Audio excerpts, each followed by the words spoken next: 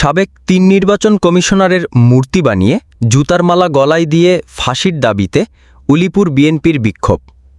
এ সময় উলিপুর উপজেলা বিএনপির সদস্য সচিব, উলিপুর উপজেলা সাবেক সফল মেয়র, উপজেলার চেয়ারম্যান জনাব হায়দার আলী ভাই। বিস্তারিত সরাসরি আমাদের সঙ্গে আছেন জুয়েল পাঁচপীর। এই ফ্যাসিস্ট শেখ হাসিনা এই দেশে যে টিকেছিলেন ভুয়া নির্বাচনের মাধ্যমে, সেই ভুয়া নির্বাচনে সর্বাত্মক সহযোগিতাকারী তৎকালীন তিনজন নির্বাচন কমিশনার, আমরা তাদেরকে এখানে তাদেরকে বেঁধে রেখেছি। 14, 18, 24 এই তিনটা নির্বাচনে এরা বাংলাদেশের জনগণের ভোট, দিনের ভোট রাত্রে দিয়ে এরা এই ফ্যাসিস্ট সরকারকে সহযোগিতা করেছিল। সেই ফ্যাসিস্ট সরকার বাংলাদেশকে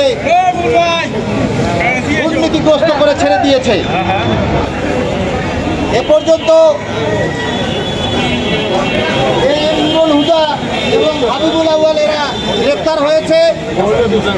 আমরা উলিপুরবাসী এই নির্বাচন কমিশনারদের বিচারের দাবিতে আজকে তাদের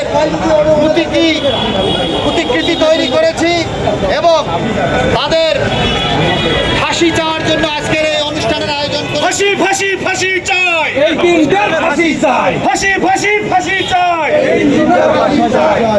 তো আমাদের মাঝে আজকে উলিপুরবাসী সবাই উপস্থিত রয়েছেন।